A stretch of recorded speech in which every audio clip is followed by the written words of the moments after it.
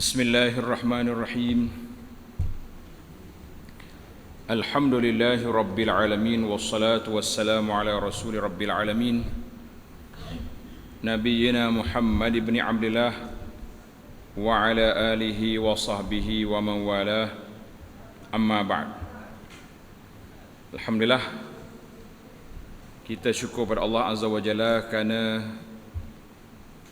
pada saat ini kita masih lagi diberi peluang dan kesempatan oleh Allah untuk meneruskan kehidupan kita dengan cara baik, walaupun pada hari ini 6 hari bulan 10 2020 merupakan hari yang tertinggi positif COVID kita, 691 orang. Banyaklah tu. Nah, mudah-mudahan dia tak melarat lagi lah. Kita doakan supaya penyakit ini hilang dalam masa yang terdekat, insya-Allah, dengan kita pakat jaga SOP, jaga doa kepada Allah SWT banyak-banyak supaya kita selamat, dan jangan lupa peraturan-peraturan itu kena jaga. Kita sambung perbincangan kita dalam kitab Al-Mu'inul Mubin, jilid yang pertama, muka surat 29, perkara-perkara yang membatalkan wudu. Jadi alhamdulillah dalam siri yang lepas kita telah belajar 26 perkara yang sunat dilakukan ketika ambil wudu dan selepasnya. 26 sunat. Kena ingat tu. Bukan sahaja kena ingat, kena amalkan. Jangan lupa. Lepas kita ambil wudu, kita nak tengok pula perkara yang membatalkan wudu. Ya, dua ya, ada wudu batal wudu. Kalau tak ada wuduk tak batal dia. Betul tak? Kalau wuduk tak ada tak batal. Yang pertama, keluar sesuatu daripada salah satu dari dua jalan, kubur ataupun dubur. Nah, kiri kat itulah, depan belakang tak kira. Yang penting keluar benda. Mana dalil firman Allah Ta'ala, a'udzubillahi minasyaitanirrajim, أو جاء أحد منكم من الغائط.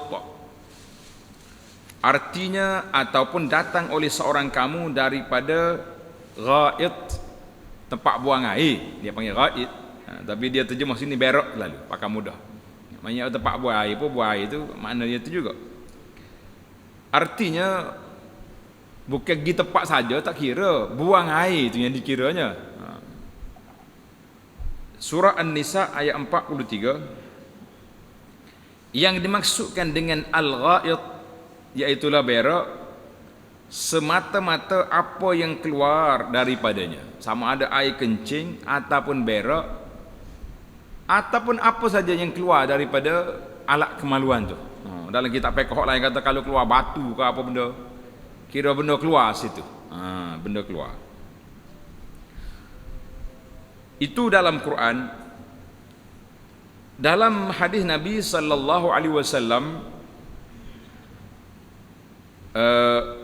seperti dalam isu hukum madhi yang telah kita bincangkan dulu, Nabi kita sallallahu alaihi wasallam bersabda, yaghsilu, bagi letak bawah, yaghsilu zakarahu wa yatawadda. Rawahu Syaikhan, artinya dibasuhkan zakarnya, alat kemaluan dia tu, kemudian dia berwudu. Maknanya keluar mazi itu keluar daripada jalan dia lah, kan. Cuma khilaf ulama tentang batal wudu ke tidak dengan keluar mani. Hadis ini dikeluar riwayat Asy-Syaikhan. Para jemaah tulis Syaikhan mana dikeluar oleh Imam Bukhari dan Muslim. Itu mana Syaikhan, Bukhari, Muslim, mana hadis sahih. Seorang datang mengadu kepada Nabi sallallahu alaihi wasallam, ar-rajulu yukhayyalu ilaihi annahu yajidu syai' fi shalah. Faqala, tambah tu, la yansarif, gugur kalimah la. Kalau orang ngaji bahasa Arab tak ada la tu makna lain tu. Faqala, qala sallallahu alaihi wasallam, la yansarif hatta yasma', bukan au tu tak ada, buang. Hatta yasma'a sautan au yajida rihan. Hadis ini muttafaqun alaih.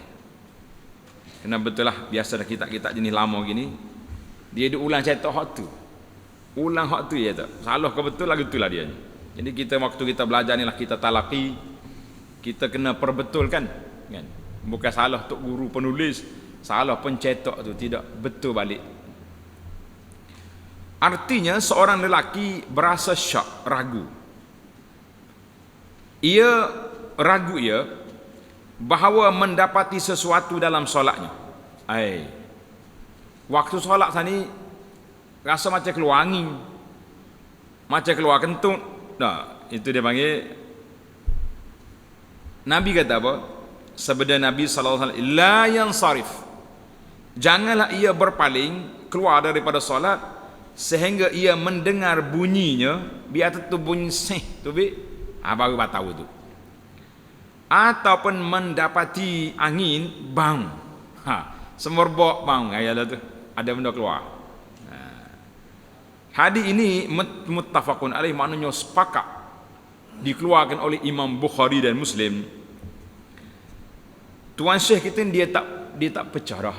Dia kata asalkan keluar daripada kubur dengan dubur, angin itu keluar angin kentut, kalau yakin batal, kalau syak tak batal. Maksudnya ialah apabila telah tahqiq, bahasa Arab tahqiq tulis, telah yakin pasti kedatangan hadas, maknanya kita pasti dah keluar memang kentut sungguh sana. Tak kira lah kita sudah bang ke keluar angin bunyi seh itu, maka itu sudah batal. Oleh itu kiaskanlah dengan ayat Quran dan hadis tadi, iaitu tiap-tiap barang yang keluar dari salah satu daripada dua jalan, sebagaimana yang disebut tadi. Nak kira asal keluar benda daripada kubur ataupun keluar benda daripada dubur, maka batalah wuduk kita, batalah wuduk. Bagaimana apa benda yang keluar pun batal. Itu yang pertama, perkara yang membatalkan wuduk, iaitulah keluar sesuatu daripada salah satu dua jalan, depan atau belakang. Dalil-dalilnya telah dijelaskan oleh dalam kitab ini, sudah menjelaskan dalil batalnya wuduk dengan sebab yang tersebut. Cuma dalam hadis tadi Nabi sebut tentang syak, yakin, ragu. Kalau ragu jangan. Kalau kita ikut dia, kita akan jadi was-was. Contohnya kita duduk solat ni, bergelora dalam perut kita, kerok-kerak bunyi. Tigalah bunyi lapar ke, bunyi apa benda dah. Kadang-kadang salah makan pun bunyi juga, kan? Maka kita jangan keluar daripada solat kita selagi kita tak rasa keluar angin daripada punggung, daripada dubur, jangan keluar. Biarnya gelora dalam perut tak apa. Selagi tak keluar tak batal. Dia musnah dalam itu tak apa. Macam apa ni, kalau keluar contohnya gelora mari sedawa kat luar, kat atas. Itu tak kira. Dia nak keluar daripada dua jalan tadi. Ingat. Tamaklah kita yang pertama, kita berpindah kepada yang kedua. Perkara yang kedua membatalkan wuduk ialah hilang kekuatan akal. Akal kita ni tak boleh nak memikir. Dengan sebab mabuk, salah makan gadung, kata orang, ubi gadung. Ubi gadung mabuk. Kita orang Islam ni tak minum arak. Kalau hak minum arak dia tak mikir nak semaya dah dia tu. Maya apa dia mabuk. Salah makan ubat ke? Pening, itu dia dikira batal. Atau gila, na'udzubillah. Jadi orang ni dia panggil bahasa jenis gila on off. Pagi tadi molek-molek, tengah hari ni waktu nak salat batal apa ni, gila pula dia, batal itu. Atau pitam, kita pengsan. Sebab ada sebab dia ni. Atau tidur yang tidak tetap punggungnya. Tidur guling, tidur tak kira lah, nerak ke guana ke, tidur tokoh tonggil kepala lah ke bawah ke, yang penting punggung tidak tetap. Punggung tetap ni macam kita sela Selo tu tetap tu. Duduk atas kursi macam ni, tetap. Dalilnya kalau kita nak keteng, orang duduk selo rapat gitu. Macam mana nak suruh keteng keluar macam mana? Tidak kena sengit sikit. Itu mana? Maknanya kalau duduk stabil, dia tak keluar angin. Terkawal, tertutup. Ini. Sabda Nabi sallallahu alaihi wasallam, al-ainani wika'us sah. Faman nama falyatawadda. Ini jawab dia. Rawahu Abu Daud wa ghairuhu. Artinya kedua belah mata itu seolah-olah mempertambatkan halaqah dubur. Mata kita ni macam kunci kepada dubur. Maka siapa yang tidur, hendaklah dia berwudu. Bila tidur mata tak berfungsi dah dia tu. Dia pejam mata dah kan, dia tidur. Jadi kita tak tahu apa yang berlaku, maka kena ambil wudu. Waktu kita tidur tu keluar angin ke, keluar asap ke, tak kira lah. Yang penting keluar benda kan. Maka itu ketika itu kena ambil wudu. Hadis ini diriwayat oleh Imam Abu Daud dan lainnya, dan dikiaskan akan yang lain itu kepada tidur ini. Tidur ni batal. Hak lain tu kena kira lah. Hilang akal, pengsan, pitam, semua tu kira atas tidur lah. Kalau tidur hak paling ringan, hak tu lebih berat. Kerana yang lain tu lebih kuat lagi daripada tidur, dari sudut tak sedar, tak keluar angin. Dan tiada pula berbeza sama ada tetap tempat duduknya atau tiada. Mana kalau orang pengsan, orang tak sedar, tak kira lah. Dia pengsan sambil duduk selo tadi, tak kira. Sebab dia punya kekuatan perasaan dia tu sudah hilang, tak tahu apa. Tapi kalau orang tidur ni, bunyi orang batuk pun sedar. Tak, kita duduk tidur kerana bunyi orang batuk, batuk. Tapi kalau orang pengsan batuk, tiup kat telinga tak jadi. Itu dia panggil berbezanya. Tidur tu orang panggil sedikit dia punya hilang ingatan, dia tidak banyak. Dan cepat pulih. Bising sikit kat dia, sedarlah kan. Makna as-sahi, al-ainanu wika'us sahi, as-sahi ialah halaqah dubur. Maknanya mata tu pengikat, pengunci kepada halaqah dubur. Dan wika ialah tali yang mempertambatkan dengannya akan sesuatu. Itu makna wika tu, tali hok kita ikat tu. Makna mata ni macam tali pengikat kepada dubur. Kalau kita sedar, kita boleh kontrol, tak keluar angin. Kecuali hok gelora sakit perut tu cerita lain lah.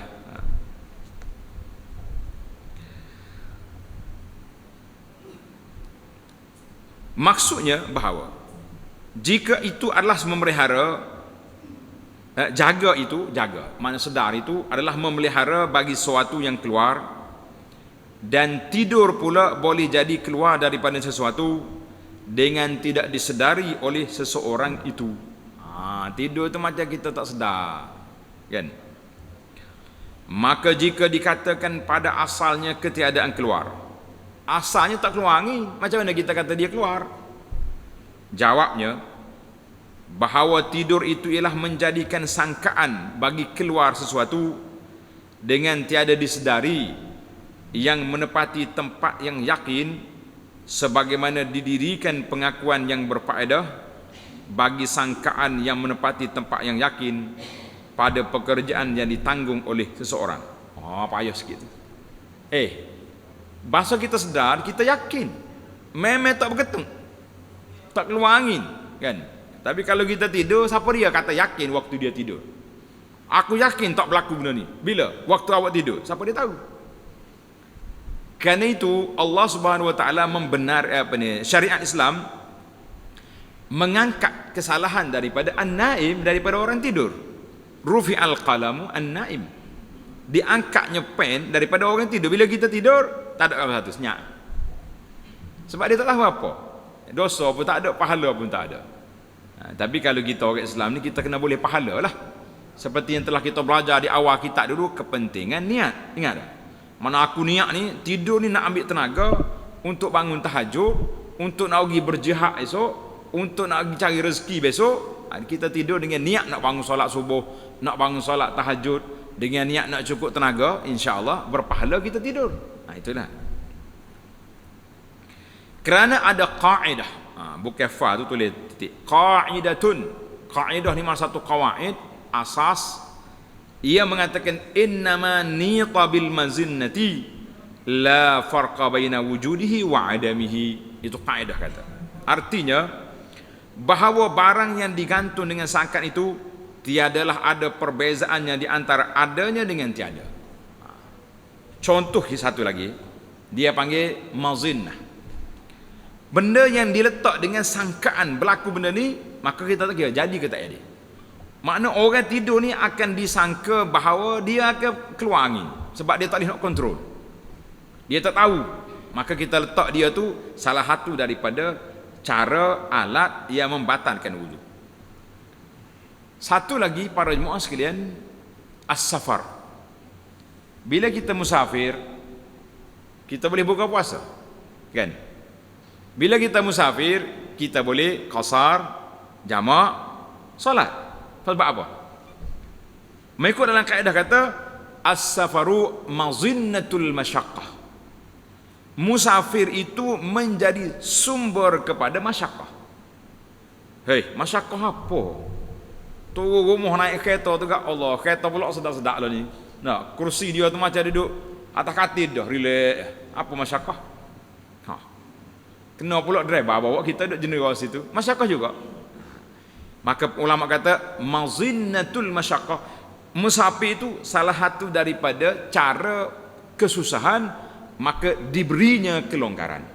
Diberinya kelonggaran. Jadi kita boleh musafir, boleh buka puasa kalau nak, boleh qasar dengan jamak salat. Dan alhamdulillah nanti dah sampai bab khuf, kita boleh sapu di atas khuf selama 3 hari 3 malam. Tak payah buka kaki. Jadi tak boleh nak buat dah. Kata sekarang ni mana ada masyaqqah, tak sedut kira lah. Kita kata tak masyaqqah, kita yang selalu mengembara dengan kapal terbang penat tuan-tuan. Lari kita pergi ke airport, belorak siapa di airport beratur pula ambil letak barang, sudah boleh barang pula, tiba-tiba mari pula iklan minta maaf, penerbangan kita pada pukul 4 petang ditunda ke 8 malam. Mepeh kita dulu 4 jam cokoh di airport. Tak apa lagi, pernah anda kena sekali, esok baru ada kapal terbang. Nak kata apa? Tidur airport kita, bukannya sedap atas kerusi, atas lantai, macam mana nak buat? Itu masyaqqah. Banyaklah cerita lagi. Nah, kalau hok menggembara dalam hutan, lagilah belantara punya. Baik. Jadi oleh kerana tidur tu mazinnah, punca kepada terlepasnya ikatan punggung, maka tidur itu menjadi punca kepada batalnya wudu. Dalam fiqh kita kata kalau punggung tetap tak apa. Ada sebagian ulama dia kata tak kira tetap ke tak tetap, asalkan tidur batallah wudu. Kalau kita penat kita dah masuk ke tebuh kedua kan, kena ambil wudu. Kalau pakai pendapat yang kedua tadi, mana jujuk keluar apa ni? Rupanya kosong belakang tak bangun tu. Sekali kosong batal wudu, penat. Jadi alhamdulillah pandangan ulama yang mengatakan tidak batal kecuali dengan punggung yang tidak tetap. Alhamdulillah. Adapun tidur, maka tiada batal wudunya kerana terpelihara keluar sesuatu ketika itu daripada duburnya. Kata Anas radhiyallahu anhu, kana ashabu Rasulillah sallallahu alaihi wasallam yanamun thumma yusalluna wa la yatawaddaun. Artinya kata Anas bahawa sahabat-sahabat Nabi sallallahu alaihi wasallam tidur mereka itu, kemudian sembahyang mereka dan tiada pula mereka pergi ambil wudu. Hadis sahih diriwayat oleh Imam Muslim. Dan pada riwayat Abu Daud, yanamun hatta takhfiqa ru'usuhumul arda. Artinya mereka tidur sehingga terhangguk kepala mereka ke bumi. Tidur sungguh ni. Kepala tu duduk main huyu haya dah tidur, tapi punggung tetap. Kalau tidur guling habis. Ini adalah diihtimalkan. Ihtimal tulis ada kemungkinan, itu mana ihtimal, ada kemungkinan kepada tidur yang tetap punggungnya, yang dikumpulkan antara dua hadis Kerana kaedah kata al-jam'u aula minat tarjih. Kalau kita boleh kumpul hadis itu, lebih baik daripada kita tarjih, kita pilih salah satu. Jadi pilih salah satu. Macam mana Nabi sebut di awal tadi, mata tu pengikat kepada punggung. Anas kata pula sahabat-sahabat Nabi pernah tidur satu malam, Nabi keluar nak solat Isya. Sahabat-sahabat duk tunggu di masjid. Tiba-tiba ada orang nak jumpa. Nabi pun bercakap dengan dia. Lama dia bercakap.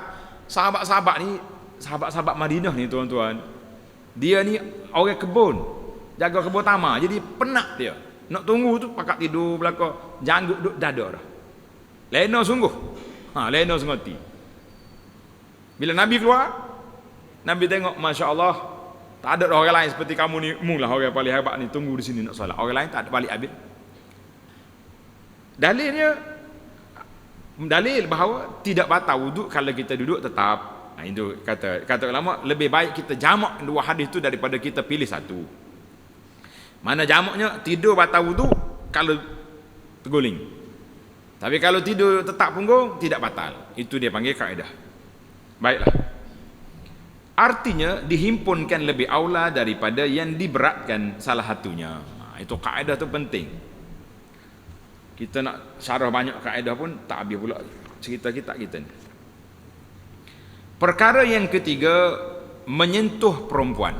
Ingat, bersentuh di antara laki-laki dan perempuan yang bukan mahram.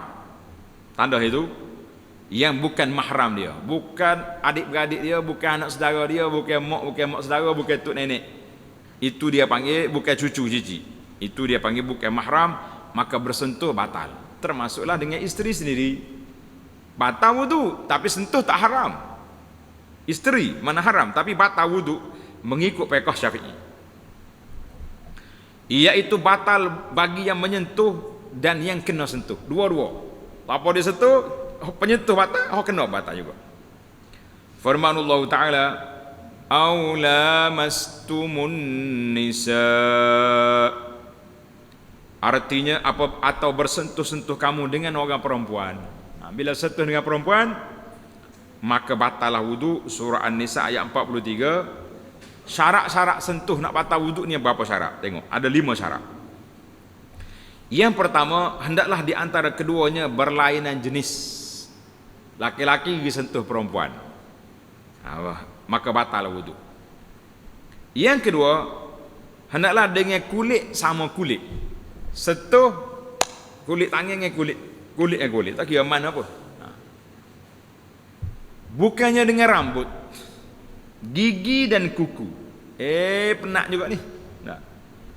Habis macam mana kita nak buat? Contohnya kita ni suka kalau nak pergi keluar rumah, nak pergi kerja ke pejabat, dia bersalah dengan isteri dulu.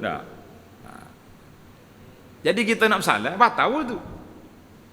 Nak sentuh di mana supaya tak batal? Dia kata gigi dengan gigi. Tak kena nak belaga gigi, sengih mari. Kuku dengan kuku boleh. Kita hola tangan, tengok belaga kuku, tak batal. Musim-musim Covid ni molek kali belaga kuku gitu. Ataupun rambut digosok atas rambut, tak apa. Dia tak boleh sentuh kulit dengan kulit. Pegang gosok atas kepala. Selamat tinggal, selamat jalan. Boleh. Yang ketiga, hendaklah dengan tiada berlapik. Kalau lapik, letak sapu tangan sini, kau pakai sapu tangan, kau berlapik, tak batal. Yang keempat, hendaklah salah seorang daripada keduanya sampai had yang ada syahwat padanya. Bukan kanak-kanak lah. Budak dah besar dah. Kalau orang budak perempuan ni besar, sentuh dia tu maknanya orang panggil ada keinginan dah. Tak boleh sentuh. Kalau kita budak kecil, baby beringoh hari tu, tak lagi tu boleh sentuh. Tidak batal wudu. Syarat yang kelima, bukan mahram. Letak baris molek. Mahram, bukan muhrim. Ada setengah orang dia baca muhrim. Muhrim tak kena, mahram. Mahram tu maknanya orang yang haram nikah dengan dia. Dengan sebab nasab, keturunan dia, tok nenek dia lah. Kan? Kalau kita anak kat cucu, cicit, ciak, anak saudara, cucu saudara, boleh berlaku. Kalau lebar kita kat adik-beradik, Atas lagi gak mak mertua masuk. Tok nenek lah kata tu. Itu dia panggil mahram. Dia maaf. Dengan sebab nasab dulu. Dengan sebab nasab atau dengan sebab musaharah, berambil-ambilan. Tulis. Berambil-ambilan ni tak faham ni. Bahasa lama.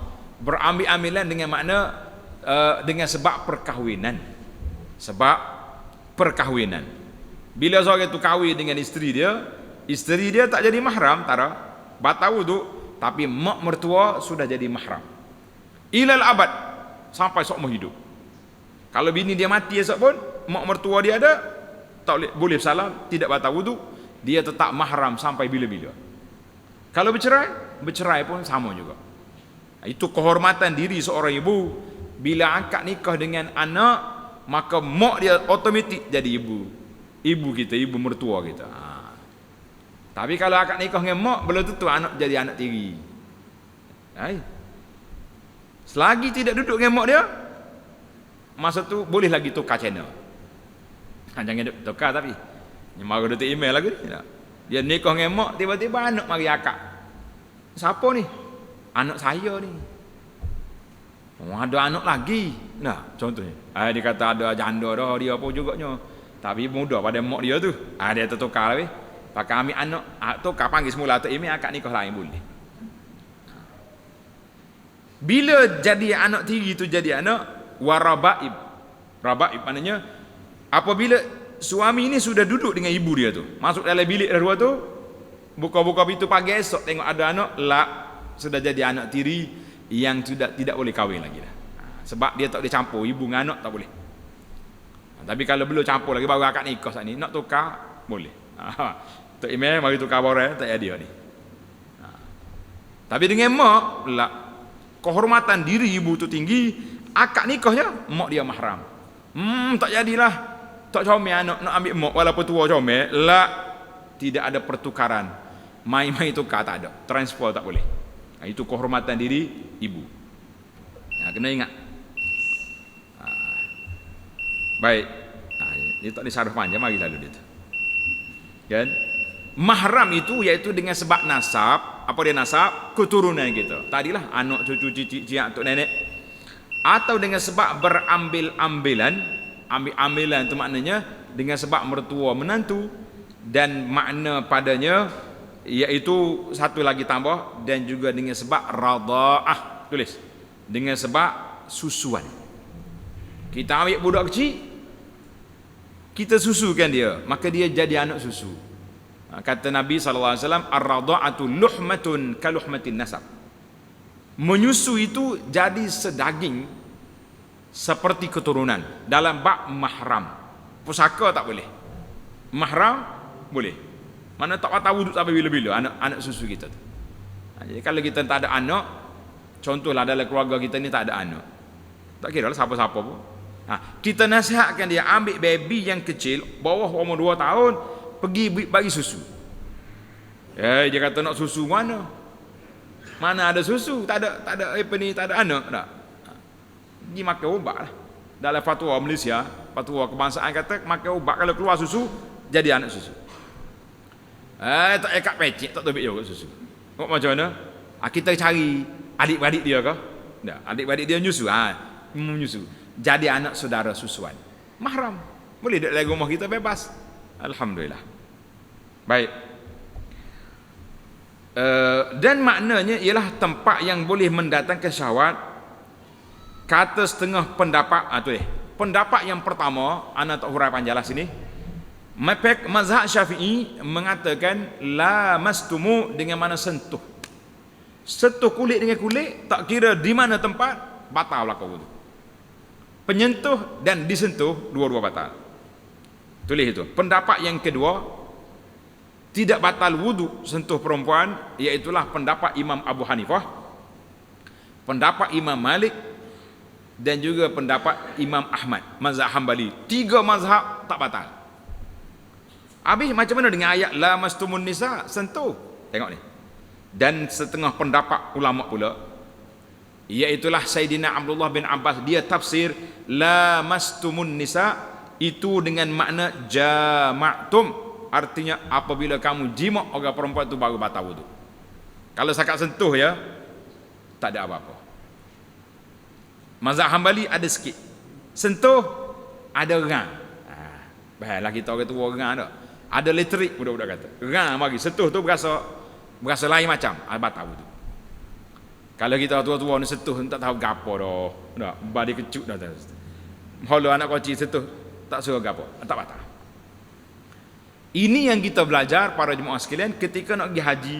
Ingat tak? Waktu nak pergi haji, pengkursus tabah haji ajar kepada kita fiqh 4 mazhab dalam bab menyentuh perempuan tidak batal wudu. Pasal apa?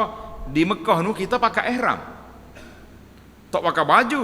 Ya, nak pakai taruh tangan, tak boleh stokir, tak boleh masuk tempat Kaabah orang tu ramai perau. Mari orang perempuan lain-lain yang tak pakai stokir langgar kita batal wudu. Habis nak pergi ambil jauh, ambil wudu masuk tepuh pula. Jadi akhir sekali kodok main boleh wudu, maka diajar kepada kita supaya belajar fiqh 4 mazhab, 3 mazhab lagi tak batal wudu sentuh perempuan, mazhab Syafi'i batal.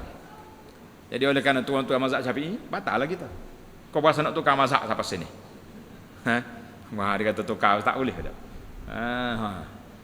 Kita kata kalau belajar betul-betul tidak menjadi masalah. Sebab dalil yang menunjukkan bahawa tidak batal wuduk itu kuat juga. Banyak lagi lah panjang. Tuan-tuan boleh tengok dalam rakaman yang anak kuliah lain, iaitulah hukum menyentuh perempuan menurut ulama Ahlus Sunnah mazhab yang keempat ni. Kesimpulannya, la mastumu ini ditafsirkan oleh Ibnu Abbas dan lain ulama mengatakan ai bimana jama'tum, apabila jima' baru batal wudu. Ada ulama kata dak kurang sikitlah. Kalau sentuh tu ada perasaan, itu pun batal wudu. Kalau sentuh tak suruh apa satu, tak ada masalah. Contoh kita nak mari masjid, holo kunci. Isteri mari holo anak kunci, kita apa pegat, sentuh ujung jari. Kita siapa ini sentuh sikit tu batal. Dia ni pula dah naik ambil bayar pula. Kita pegat baby, dah. Biasalah duku anak kecil ni. Nak pergi masjid ni, panggil ibu, mari ambil anak ni. Mari ambil nak holo-holo duk main akhir kali belobok jatuh anak. Duk main takut sentuh ni. Tak. Boleh je kita bagi, jangan bagi sentuh lah. Berlapik atas kain tak apa. Panjanglah cerita, tuan-tuan kena belajarlah kalau nak guna fiqh 4 mazhab yang tak batal wuduk ni. Baik, kita pergi kepada yang keempat. Perkara yang keempat yang membatalkan wuduk ialah menyentuh kemaluan anak Adam. Sentuh kemaluan anak Adam, kemaluan manusia yang di hadapan atau yang di belakang, kubur atau dubur, sentuh batal. Dengar ni, yang kepunyaan sendiri, hidup korek dalam kain, sentuh kawan tu, garu-garu kita kata, atau kepunyaan orang lain. Orang lain tu anak kita lah. Tak, kita nak pergi masjid, anak kita kecil, kena pergi basuh. Sentuh dia tu batal. Dengan tapak tangan, tanda dia dengan tapak tangan atau anak jari. Sama ada orang tu alat tu kecil atau besar tak kira. Ni tapak tangan duduk sini. Nak tahu tapak, buat gini. Hak tertutup tu tapak. Hak duduk luar ni duduk, bukan tapak. Tengok ni. Hukumnya batal bagi orang yang menyentuh sahaja, tapi tiada batal orang yang kena sentuh. Hak je sentuh tu batal, orang yang kena sentuh tak batal. Berbeza dengan wanita tadi, dua-dua. Hak ni, hak je nyentuh batal dengan tangan. Ingat molek, dengan tangan, dengan tapak tangan, dengan jari. Kalau belakang tangan tak apa. Contohnya kita kata anak kita lah, budak ni kecil, budak aku dah maya dah. Kita pergi gosok ke belakang tangan gini. Belakang tangan tak batal tu. Pasal tu lah orang buat teka-teki. Dia kata orang dia belajar fiqh ni sedap. Yakin dia tak batal wuduk bersentuh ke belakang ni. Orang ni kencing, lepas tu dia gosok alat dia tu dengan belakang tangan. Batal ke tak batal wuduk? Teka-teki ni, batal ke tak? Tak batal. Pasal sentuh ke belakang. Alik ni? Dia kecil, lepas tu dia bersentuh ke belakang, jadi batal. Batal dengan sebab kecil lah. Itu dia panggil teka-teki, dia panggil lurz fikri. Sedap ngaji fiqh ni kalau ada teka-teki jaga-jaga. Dia panggil ceria minda. Kita pun kena perhati molek soalan tu. Hok jawab kata tak batal akut belakang itu betul, tapi kita terlupa asal lagi tu. Baiklah. Mana boleh kita pergi akut belakang? Lepas. Mana dalil? Dalilnya sabda Nabi sallallahu alaihi wasallam, man massa farjahu falyatawadda. Siapa yang menyentuh akan faraknya maka dia berwudu. Hadis ni riwayat At-Tirmizi dan disahihkannya. Dan lagi sabda Nabi sallallahu alaihi wasallam, "Idza afdha ahadukum bi yadihi ila farjihi wa laysa bainahuma sitrun wala hijabun falyatawadda." Artinya apabila mengenai oleh seorang kamu dengan tangannya kepada faraknya, disentuh dengan tangan dia, dan tiada ada antara keduanya lapik atau dinding, mana tak ada sekat, maka hendaklah ia berwudu.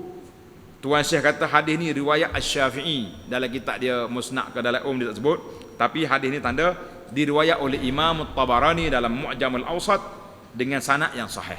Maknanya sahih. Baik, yang dikehendaki dengan menyentuh itu ialah dengan tapak tangan. Sentuh dengan tapak tangan. Maka sabitlah batal wuduk pada menyentuh farat kepunyaan sendiri atau dengan nas. Sebab itu pada para orang lain lebih aula lagi, kerana bahawasanya lebih keji, kerana ia merusakkan kehormatan orang lain. Begitu pergi orang lain pula masalah. Ni ada orang tanya soalan. Saat ni teka-teki dah, ni teka pula. Teka yang kedua. Kalau orang ni duduk selo dalam kain. Kain sara kita ni, dia tak pakai seluar dalam. Kaki dia, kau tumik dia duduk setuh kalak dia tu. Batal kau tak batal? Yakin. Batal ke tak? Ya, khilaf. Batal?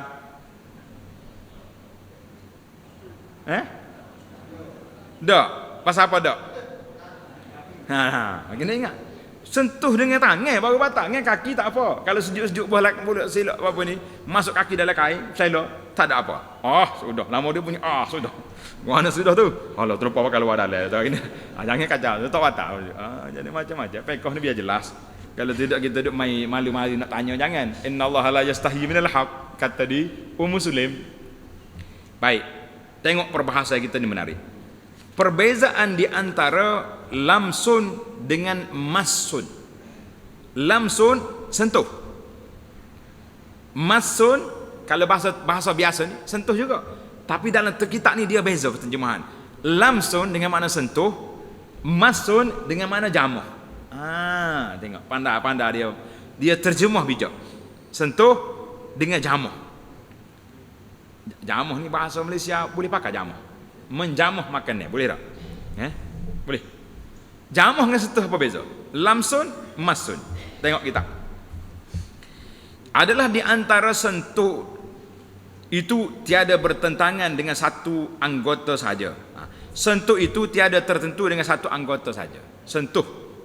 Tapi menjamuh adalah tertentu dengan tapak tangan.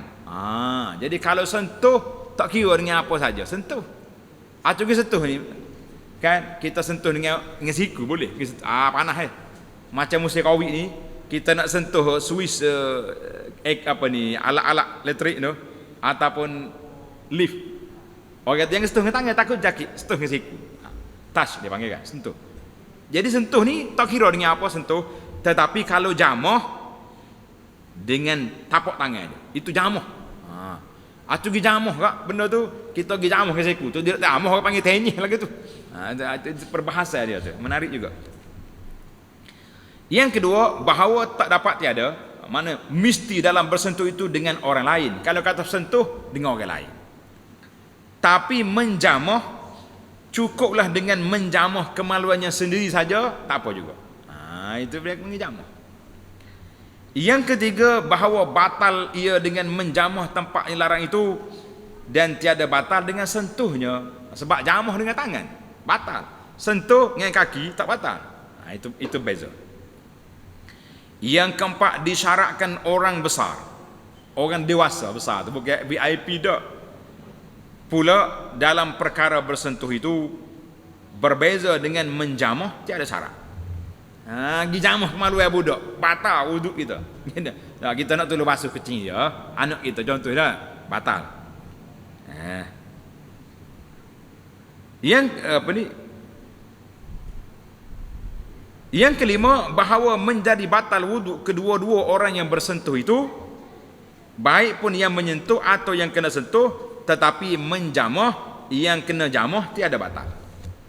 Orang yang kena jamah tak batal, penjamah baru batal. Itu 5 perbezaan di antara lamsun dengan masun.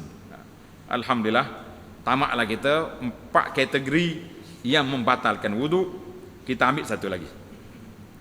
Masalah menyapu kedua belah khuf.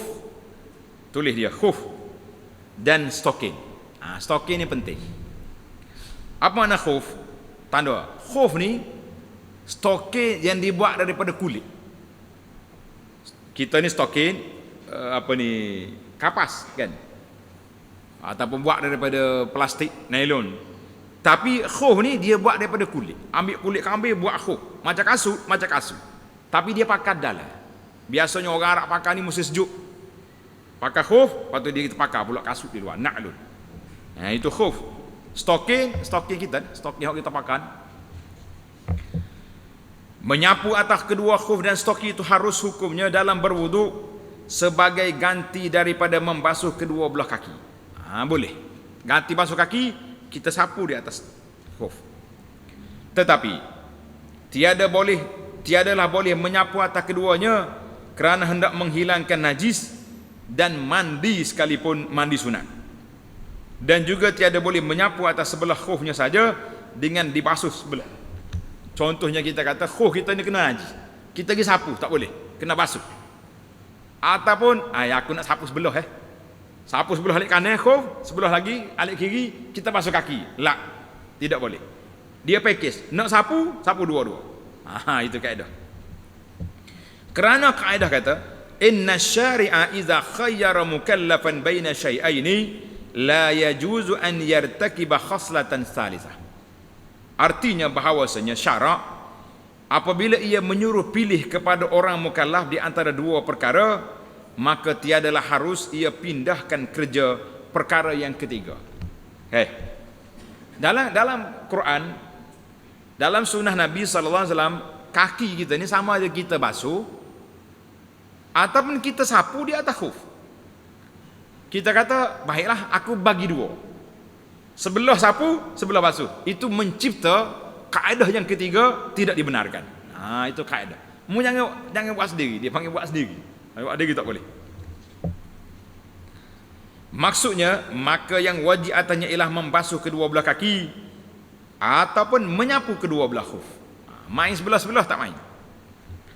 Dan diriwayatkan oleh Ibnul Munzir daripada Al-Hasanul Basri katanya, telah mencerita kepada saya oleh 70 orang sahabat, tanda para jemaah, hadis anna Nabiyya sallallahu alaihi wasallam masaha 'alal khuffaini, bahawa Nabi sallallahu alaihi wasallam menyapu di atas dua khuf, telah diriwayat oleh secara mutawatir oleh ulama-ulama hadis dari kalangan sahabat dan tabi'in.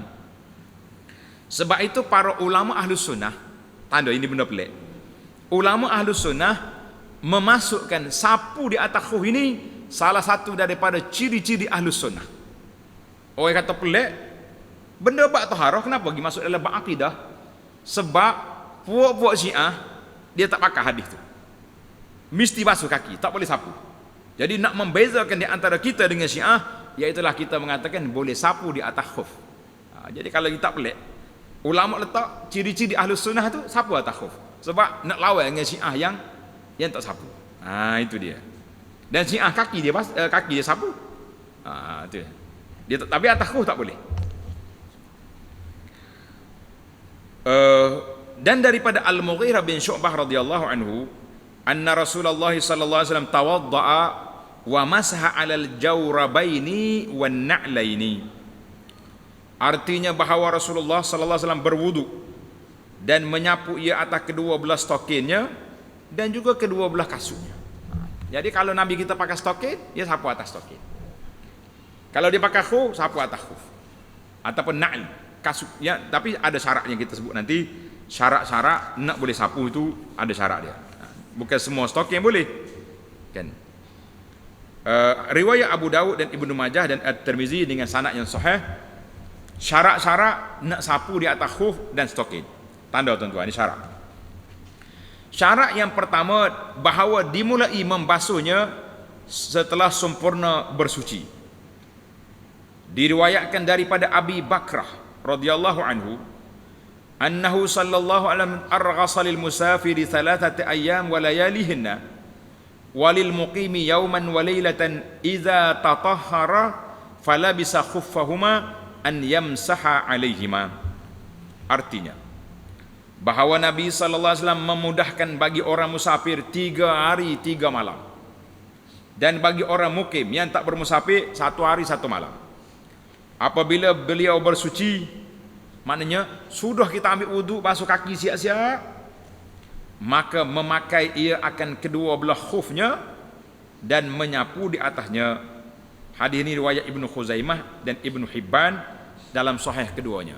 Baik, tanda para jemaah, syarat yang pertama, kita kena ambil wuduk siap. Sudah ambil wuduk semua, basuh 2 kaki siap semua, baru ambil stokin atau khuf pakai. Syarat pertama. Syarat yang kedua, bahawa adalah kedua khuf itu menutupi di sekeliling tempat yang fardu yang wajib dibasuh. Mesti sampai ke atas pada buku lali. Sebab kita kena basuh sampai buku lali kan. Jadi kalau nampak buku lali, kena basuh. Jadi kita tutup dengan stoking kita, dengan khuf kita sampai atas buku lali. Kerana bahawasanya apabila tempat yang fardu itu terbuka, tiadalah ada maknanya memindahkan wudu itu daripada membasuh kepada menyapu. Sapu apa atas khuf, apa orang panggil terserlah nampak buku lali, tak boleh. Tambah satu lagi, tulis sekiranya stokin mesti tebal.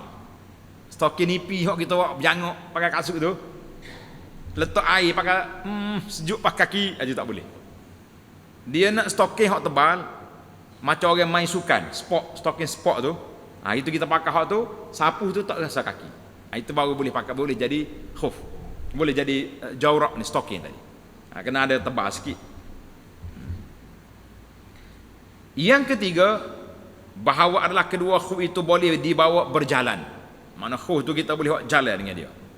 Sebalik khufnya tidak dapat dibawa berjalan disebabkan beratnya seperti khuf besi, ataupun kerana dhaifnya, lemah dah. Kalau kita pakai ni cari tak dapat dipakai lagi, ataupun kerana sangat besar sangat. Kita sapu tu pakai air berlocor masuk dalam tu kan. Ataupun kerana sempitnya, maka tiadalah memada menyapu atasnya apabila tiada ada hajat yang seumpama itu dan tiada ada faedahnya pada mengekalkannya. Dia panggil khuf tak cukup syarat, tak boleh. Yang keempat, bahawa hendaklah suci kedua belahnya dan tiada memada menyapu khuf yang dibuat daripada kulit bangkai yang belum disamak, kerana tiada boleh dibawa sembahyang. Jadi kasut khuf kita tu biar kulit yang sudah disamak, kulit itu boleh buat semaya. Dalam fiqh Syafi'i ini dan juga lain ulama, kulit anjing dengan babi tak boleh. Walaupun samak, saya samak dah ni, tak boleh pakai dua tu kan. Sedang faedah menyapu khuf itu sekalipun tiada dihinggakan padanya, banyak faedah dia tu. Maka maksudnya yang asal ialah menunaikan solat.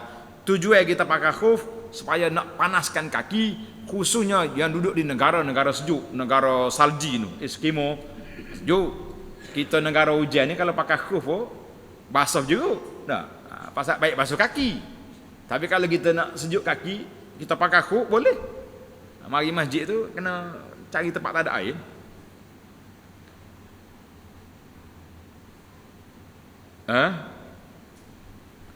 Dan yang lain itu ialah kerana mengikut baginya sahaja. Mana asalnya kita nak solat, tempat menyapu, di mana kita nak sapu atas khuf. Yang wajib menyapunya itu di sebelah atas saja, dan menyapu tapaknya adalah sunat. Ni kita pakai stoking, kasut, sudah kita basuh muka, tangan, sapu kepala, kita pun basuh tangan, kita sapu belakang, bukan bawah, sapu atas belakang. Buat gitu. Jangan dibasuh, punahlah kita kulit tu kalau kena air kuat-kuat. Sapu gini. Bawah tak payah sapu. Dia kata sini sunat. Tapi asalnya sapu. Sapu juga. Diriwayatkan daripada Al-Mughirah bin Syu'bah, ra'aitun nabiyya sallallahu alaihi wasallam yamsahu ala zuhuril khuffaini. Dia kata saya lihat Nabi sallallahu alaihi wasallam menyapu di atas kedua belah belakang khufnya. Hadis ini riwayat Ahmad At-Tirmizi, hadisun hasan. Dan pada setengah riwayat pula masahan Nabi sallallahu alaihi wasallam ala a'lal khuf wa asfalah. Telah menyapu Nabi akan sebelah atas khufnya dan sebelah bawahnya. Hadis ni riwayat Abu Daud, Daruqutni dan Al-Baihaqi. Imam Nawawi kata hak ni, hak sapu bawah ni dhaif. Hak sahihnya sapu atas. Nah, kita sapu atas ya. Cukuplah sekali. Sebab satu kata Sayyidina Ali kata apa? Lau kana ad-dinu bir-ra'i. Kalau agama ni pakai otak, sapu di bawah lah, mana sapu? Muka kita jalan di bawah. Tak kenapa sapu atas. Nah, tapi agama ni ittiba'. Agama ni kena ikut dalil, bukan boleh ikut otak kita. Menarik kata Sayyidina Ali tu. Agama ni bukan dengan otak, kita pakai dengan dalil. Oleh kerana Nabi sapu atas. Alik bawah tu riwayat dhaif, katanya sunat. Jadi kalau nak sapu jelah. Tamaklah kita. Kita pergi kepada masa menyapu. Kita nak sapu tu lama mana tempoh yang membolehkan kita sapu. Bagi orang mukim yang tak musafir, duduk kapur, mana sekitar dalam negeri kita ni lah, ialah sehari semalam. Kita boleh pakai khuf sehari semalam, tak payah buka kaki. Nak ambil wudu, sapu atas dia. Dan bagi orang musafir ialah 3 hari 3 malam. Sedap orang musafir. Maka diharuskan dalam sepanjang-panjang masa tersebut, barang yang diharuskan dalam berwudu. Batal wudu, ambil wudu, sapu di kaki, sapu atas tu. Sapu. Tak payah buka kaki. Sehari semalam musafir 3 hari 3 malam. Dan dalilnya ialah hadis yang terdahulu tadi. Hadis Al-Mughirah tadi. Dalam syarat menyapu dan juga riwayat daripada Imam Muslim, qala Ali radhiyallahu anhu, ja'ala Rasulullah sallallahu alaihi wasallam salasata ayyamin wa layalihinna lil musafiri wa yawman wa lailatan lil muqim. Artinya, kata Sayyidina Ali radhiyallahu anhu, telah menjadikan Rasulullah sallallahu alaihi wasallam 3 hari 3 malam bagi orang musafir dan sehari semalam bagi orang yang bermukim.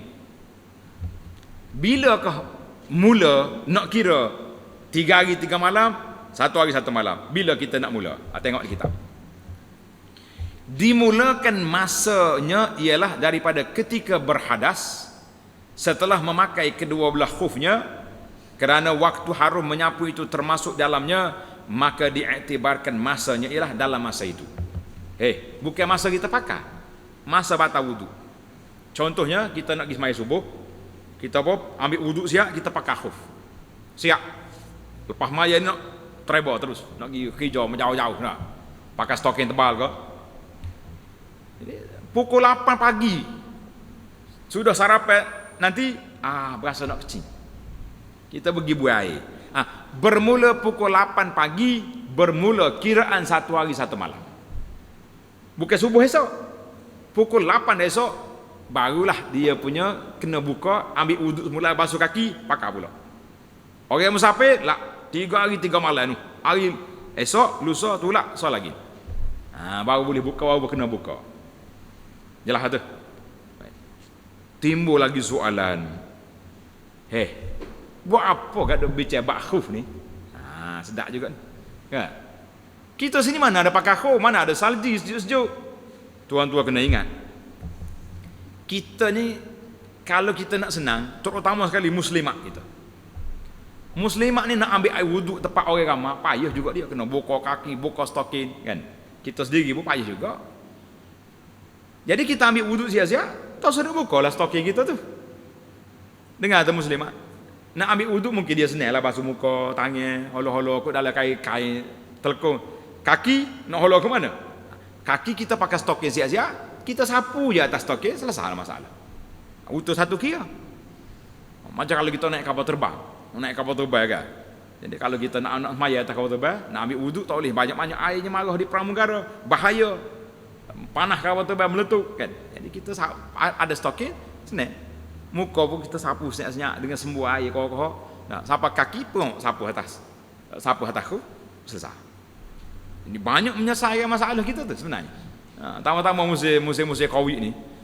Allahu Akbar. Kalau kita pergi RNA tu kak, kadang-kadang busuk bangang sejadah. Mungkin kok peluh-peluh kaki basuh pakai naik atas kapek maya.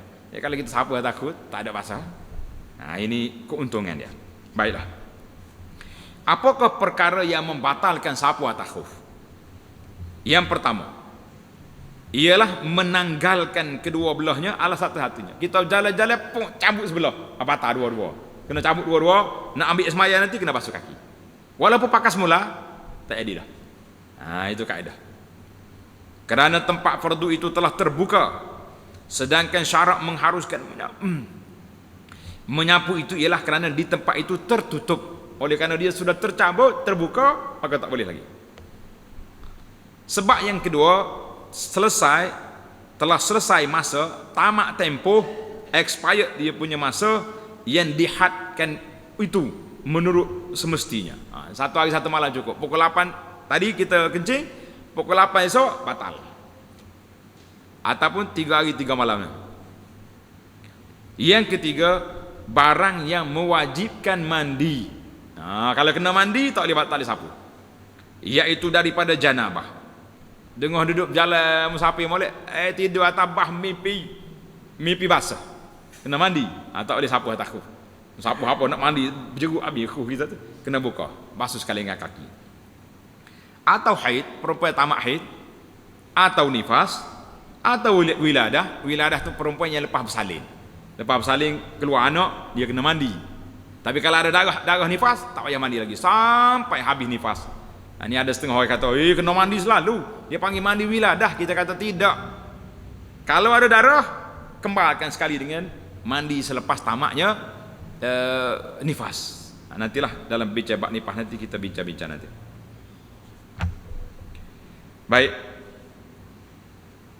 Diriwayatkan daripada Safwan radhiyallahu anhu katanya, amarana sallallahu alaihi wasallam an namsaha 'alal khuffaini idza nahnu adkhalnahuma ala tuhrin thalathan idza safarna wa yawman wa laylatan idza aqamna wala nakhla'huma min ghaitin wala baulin wala naumin wala nakhla'huma illa min janabatin.